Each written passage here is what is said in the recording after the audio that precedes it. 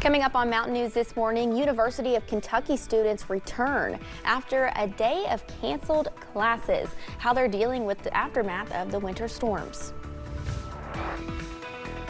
And following the winter weather, some supplies are running short, why some stores are without a supply of salt. Dedicated to Eastern and Southern Kentucky, this is WYMT Mountain News This Morning. Welcome to Mountain News This Morning. I'm McKinley Calandrino here with you on this Friday, January 30th.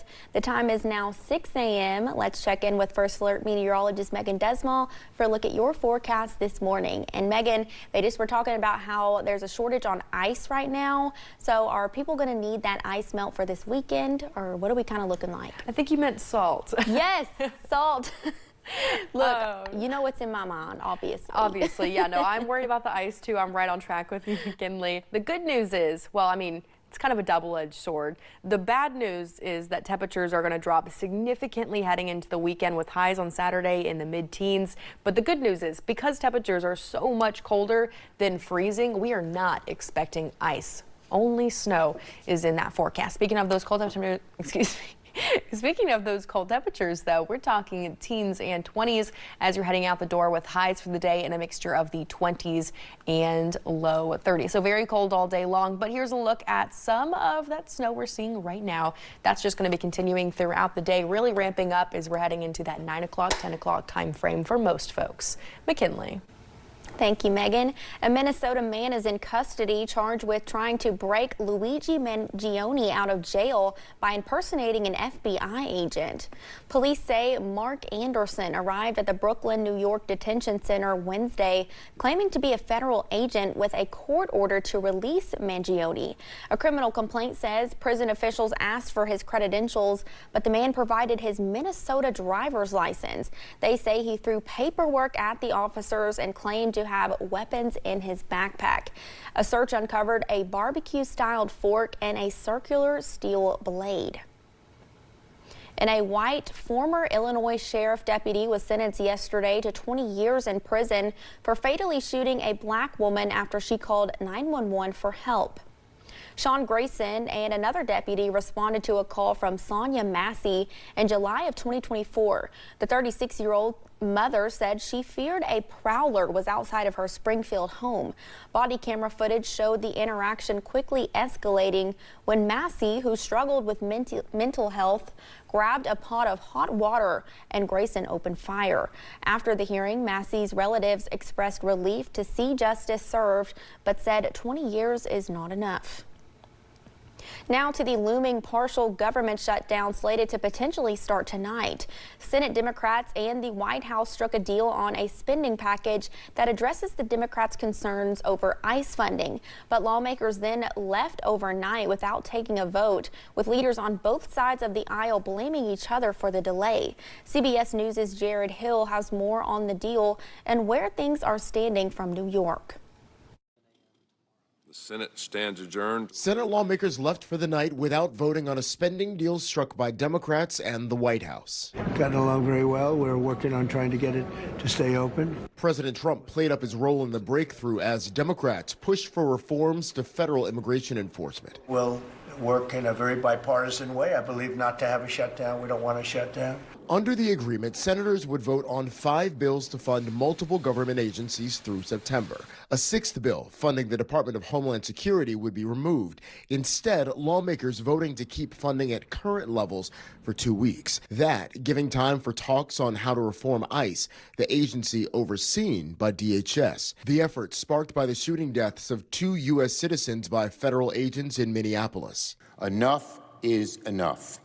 What ICE is doing outside the law is state-sanctioned thuggery, and it must stop. Democrats want to change the rules governing warrants, put an end to roving patrols, require body cameras, and ban agents from covering their faces. The question, will enough Republicans sign on? I'm willing to entertain some reforms to make sure that we rein in ICE appropriately and make it more professional.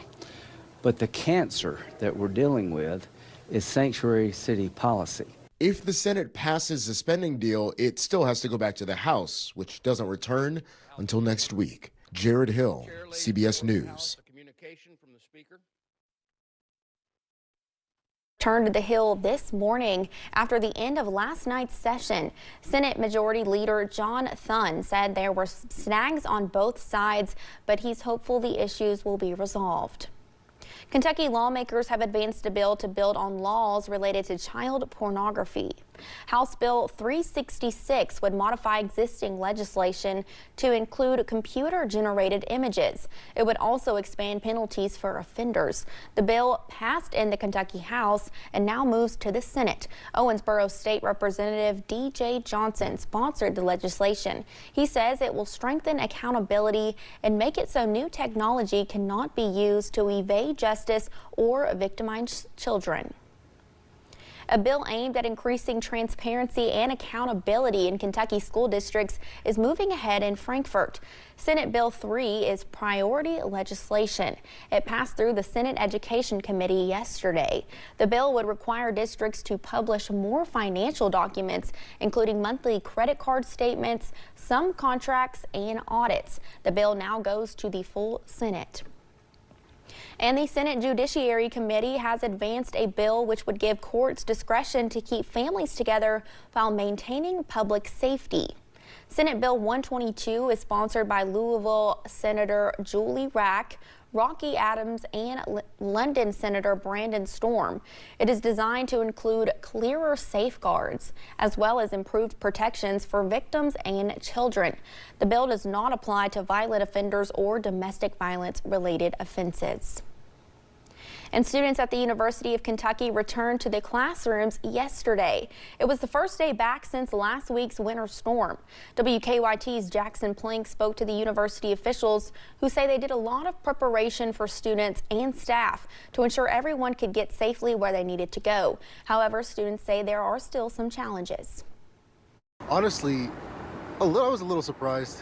I have a few friends who are a little further out from off campus who are still kind of stuck back over in a place like Georgetown. For Winston Perkins and the rest of the Kentucky Wildcats, Thursday was the first day back since last weekend's winter storm closed campus. Many students bundled up as they navigated the school's snowy and icy grounds. Sidewalks are really dangerous still. I've kind of fallen a lot, but just watch your step. Maybe like a little slip and sliding, but for the most part, it's been pretty clear from what I've seen. The University of Kentucky says some challenges do still remain, but says a lot of preparation went into reopening the campus. According to a university spokesperson, part of that work included ground crews working 36-hour shifts and applying nearly 400 tons of salts to roads. Well, we think it's always important for us to be open. We are a 24/7 operation. We've got a community of nearly 10,000 people who live on campus 24/7. We've got hospitals and clinics that can't close.